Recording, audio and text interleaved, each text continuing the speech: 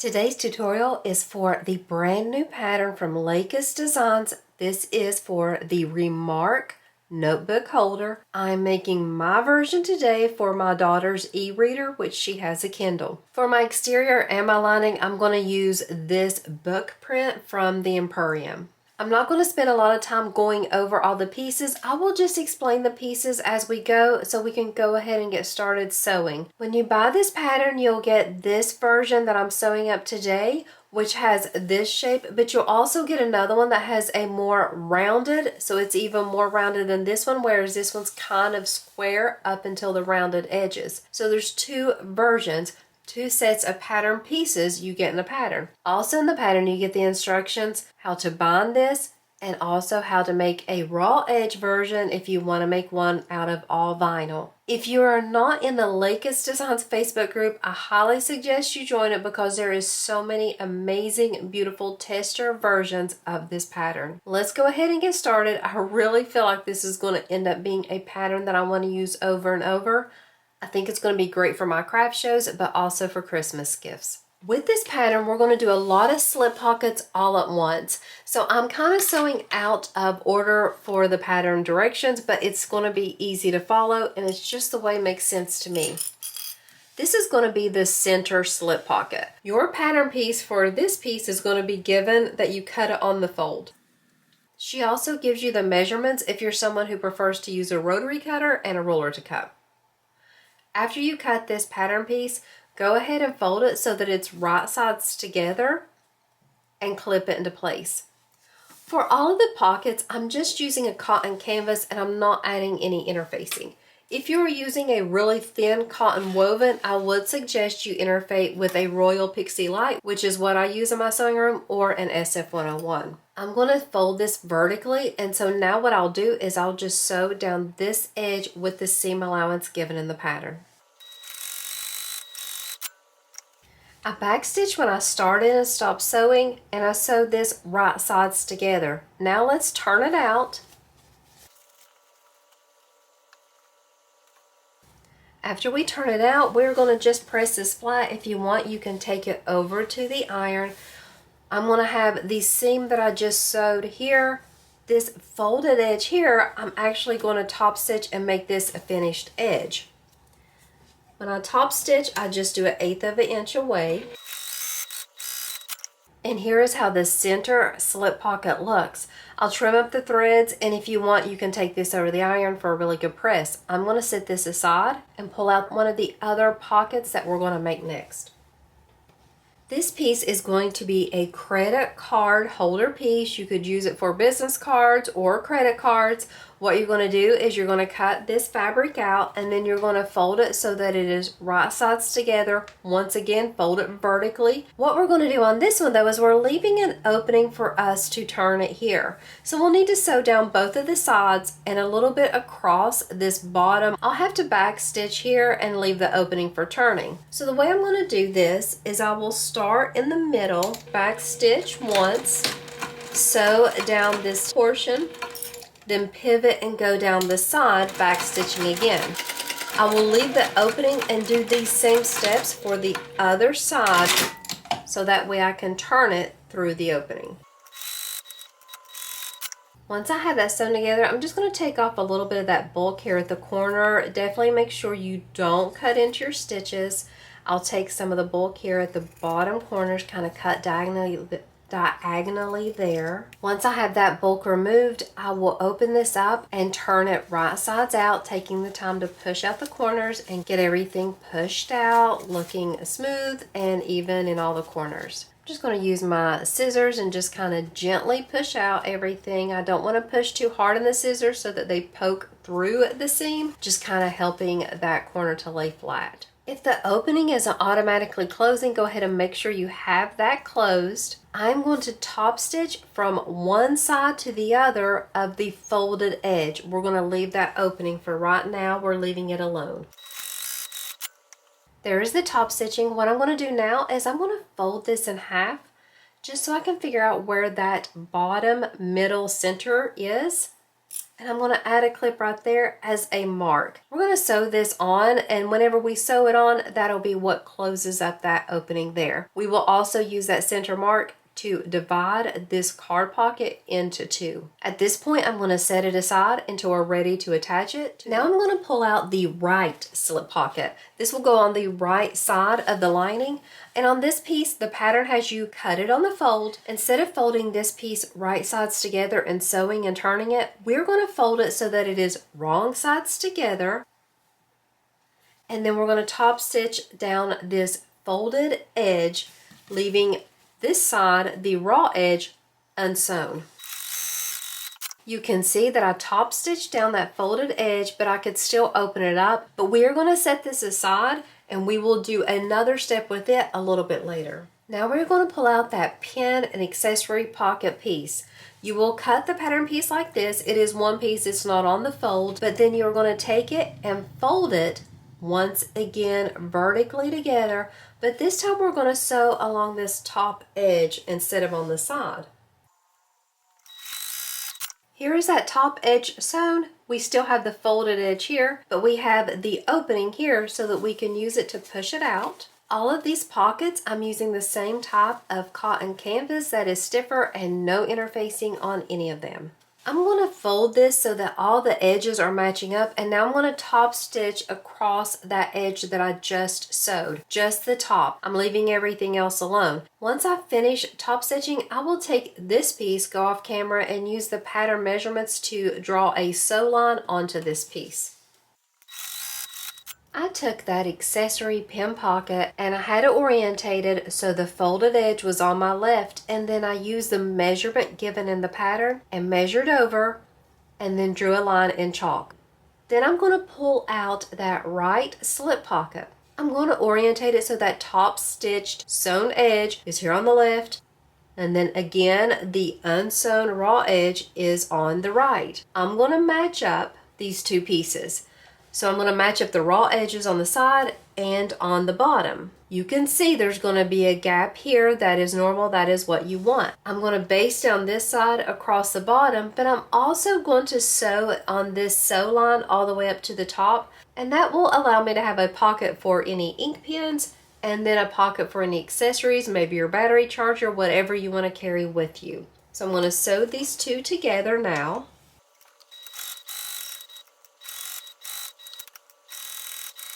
So right now, all I've done is sewed the sides and across the bottom, and now I'm going to sew up this pocket line. Here is how this piece looks. I will wipe off the chalk and then we'll set this aside until it's time to add it to this other piece. So this is the lining piece. My exterior lining is the same print, but if yours is not, make sure you're pulling out your lining piece. Grab that center slip pocket. The pattern gives us a measurement from this right side that we're going to measure as to where we're going to place this edge that we sewed originally. So this is the edge that we didn't top stitch that we sewed together. Here is the top stitched edge. The top stitched edge is closer to the left than to the right. But I have this side on that measurement that the pattern gives us. This center slip pocket should match up at the bottom and at the top. If it doesn't match or if it's really off, you probably would want to go back and check your measurements just to make for sure everything's done correctly. This is actually going to be the pocket that I'm going to use to hold the Kindle, or if you're using this for a notebook, what you would use to hold the notebook. This would also hold several standard sized paperbacks as well. What I'm going to do now is I'm just going to baste across the top, sew down this side, and then baste again across the bottom. Of course, we're leaving this top stitched edge open so we can use that as a pocket. On my lining piece, it is a cotton woven, but it feels more like a canvas. I did go ahead and add a layer of Royal Pixie Light to both this lining piece and the exterior piece. I will add a piece of fleece to this once I get everything attached. The fleece is not necessary, but since I'm making this for my daughter to use to hold a Kindle, I just want a little extra padding, a little more protection. Now that I have this center slip pocket in place, I'm going to go ahead and pull out that right slip pocket that has the accessory and pin pocket attached to it. I'm going to set it on top of here. I'm going to make sure I align the top and the bottom, and then this side here will attach. We'll of course have the overhang that we'll have to trim off because this piece has not had the rounded corners added to it. It is just a straight edge right now. You have one of two options. You can go ahead and trim those corners up now if you want, but what I'm going to do is I'm just going to flip this over and I'm going to baste from this side, and then I can trim up my corners or round those edges after I finish basting this into place. I'll just do a basting stitch 1/8 of an inch away.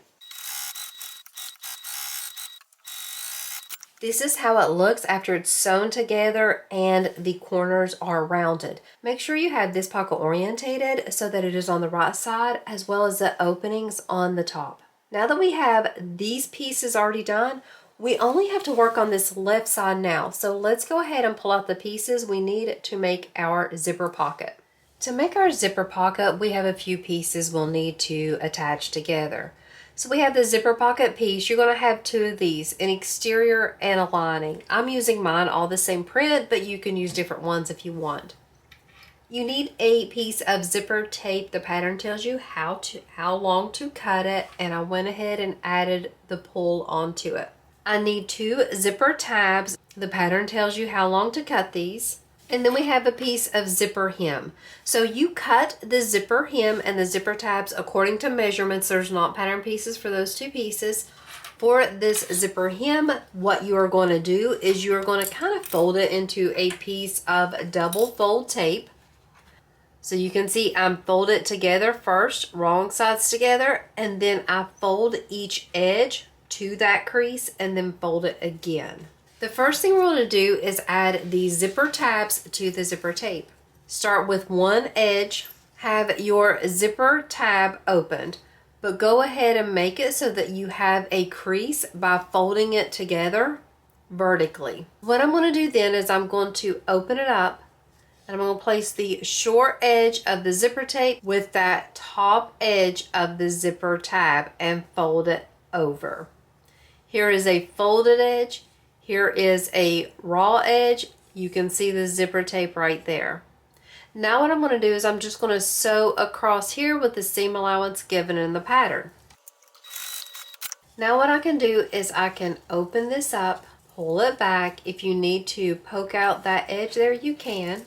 I'm just flattening it, and now I'm going to sew down one side across that edge, back up the other side. Here's how that zipper tab looks. I'm going to do the same thing for this other side. I'm going to trim up the overhang that I have hanging on the raw edge, not the folded edge because it should be right up against in line, but just the extra on the other side. Here's how the zipper tape looks with the zipper tabs. Now I'm going to take my lining piece.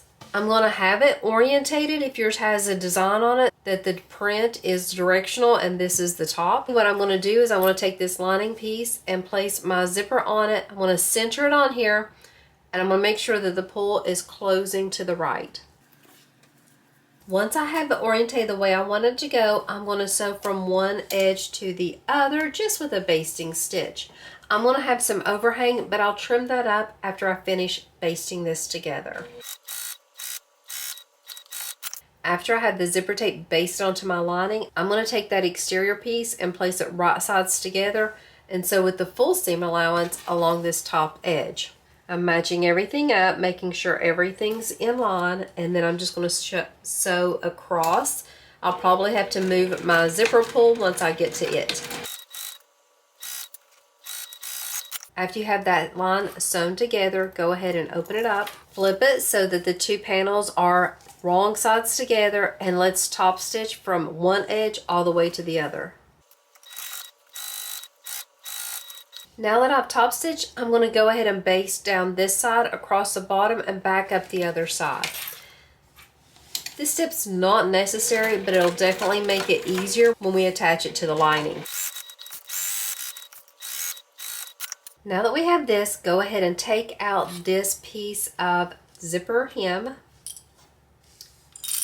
And you're going to open it just like this. So we're not opening it all the way, but just so that we have this fold here exposed so that we can slip it on top. We want to have this zipper hem attached. So we have about the same amount of zipper tape showing from this side to the zipper hem. What I mean is you can see it's an even space of black tape that you see. That is what you want so that it looks really nice. You can use a ruler if you want. You can clip it on, or if you want, you can just do like me and just kind of move it and adjust it in place as we sew. So we'll be sewing along this folded edge that's closest to the zipper teeth, just an 1/8 of an inch away.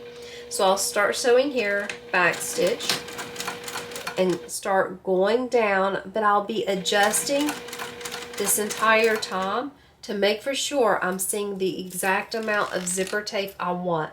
I want it to be even on both sides. If you're someone who likes to use double-sided tape, you could definitely use it here if that makes it easier for you. Go ahead and trim up any overhang and any threads you have. Pull out your lining piece one more time. Have your lining orientated right sides up with the right slip pocket to the right. This zipper pocket is going to go to the left.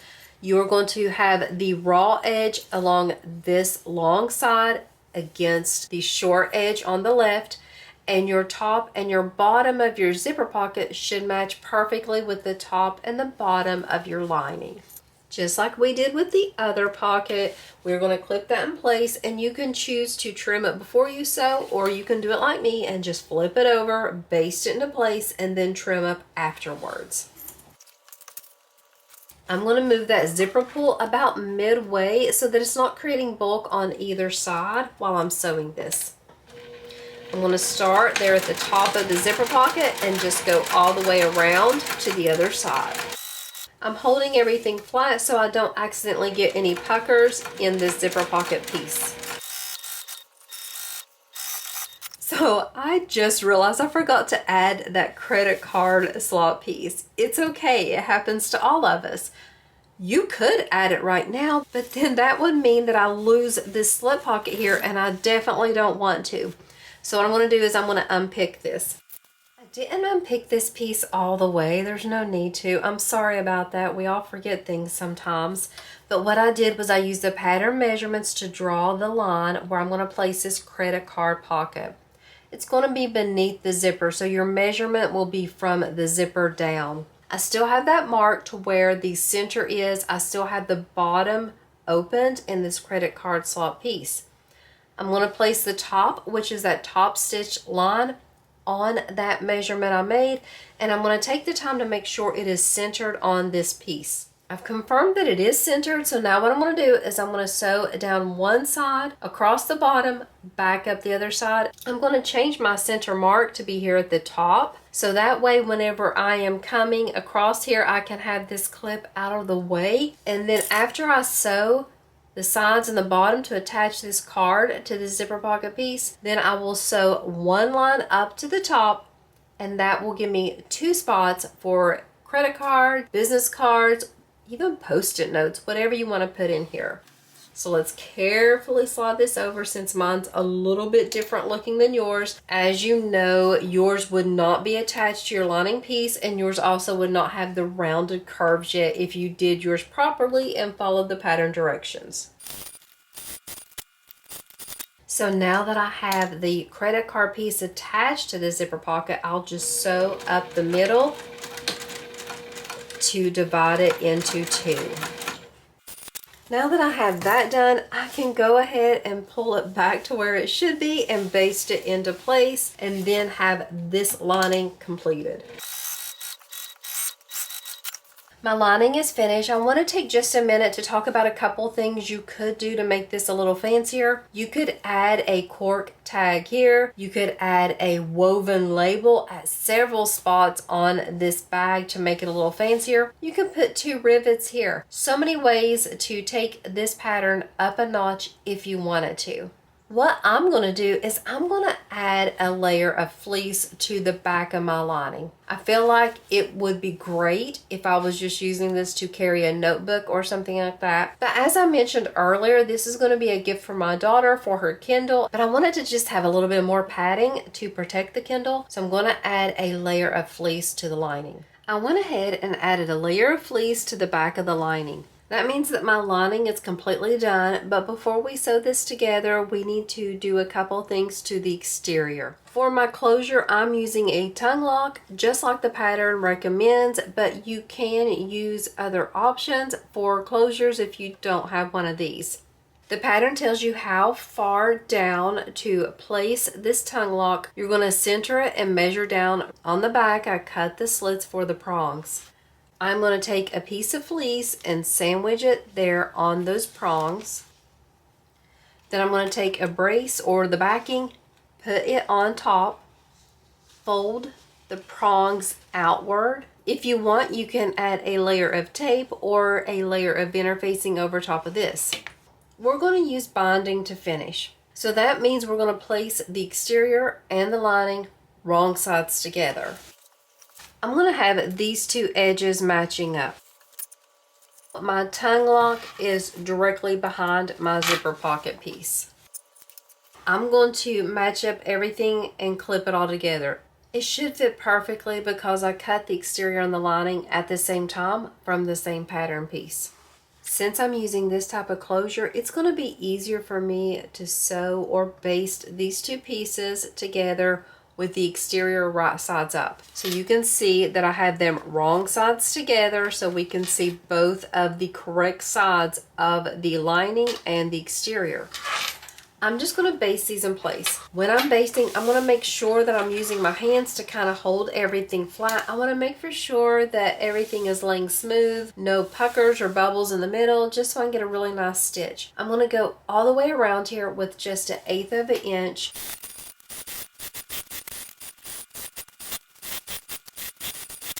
This is how my exterior and my lining look. If you have any overhang, go ahead and trim it up now. What would be best for the binding is if you use a bias cut binding, since we have curves here. I'm being a little bit lazy and I'm using this double fold bias tape that I have off Amazon. It is definitely not cut on the bias. There's no stretch to it. I'll have some puckering here, so I'll have to be really careful, but pretty much I'll have to just be okay with a little bit of puckering on the curves. What I'm going to do now is I'm going to go off camera and I will open up this binding tape, and then I will just wrap it around all around the perimeter of this. I will use clips to hold it in place. I will come back and show you what it looks like, and then we'll sew it together. I've taken the time to clip on the binding. I will sew all around the perimeter of this by sewing 1/8 of an inch away from this edge of the binding. It's a slow process, but if you take your time, it looks really nice and neat at the end.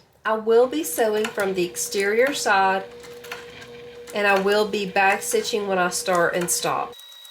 I am choosing to use a matching thread, so if my stitches are not perfect in line or a little off, it won't look as bad.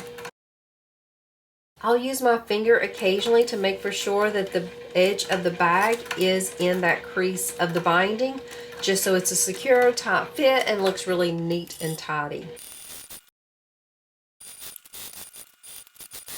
If you choose to do the raw edge version of this pattern, it would be an even quicker sew because you would have less steps to do. If you're someone who likes to work with vinyl, I suggest you try that method. With me, I just prefer using woven materials. Once you have your binding sewn on, you'll trim up your threads, and then we still need to attach the other side of this. We're going to go to the side opposite of this side. So this is my bottom. We'll attach the top over here. For mine, it's kind of a cheaper version. Some versions have screws. Mine just has these teeth, and I'll smush the sides together and it'll grab hold of the material. If your version has screws, it is much more secured. So first thing I'll do is I'll find the center, and then I will just clamp this piece on, and that will have my bag finished. I'm going to go ahead and clamp this off camera. It'll take me a little bit of time. And I'm going to use a piece of cloth to protect the metal so I don't have any scraping here. When I get done, I'll come back and we'll look at how everything looks and go over all the features of this pattern. Here is how my version of the brand new pattern from Lacus Designs, the Remarq notebook holder, looks.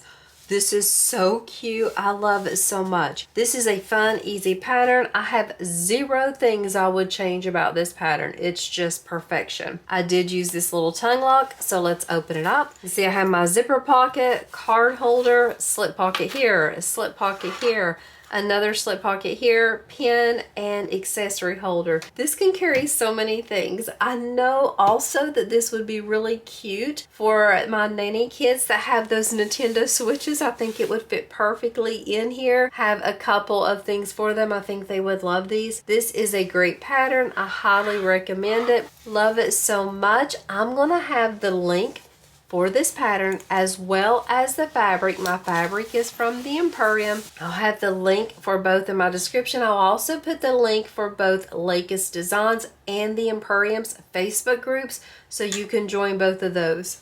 I hope you enjoyed this super quick tutorial for something that's practical and useful, my favorite type of sewing in my sewing room. And I hope today in your sewing room you can sew up something fun, maybe a new pattern, and I hope you have an amazing day. Thank you so much for watching.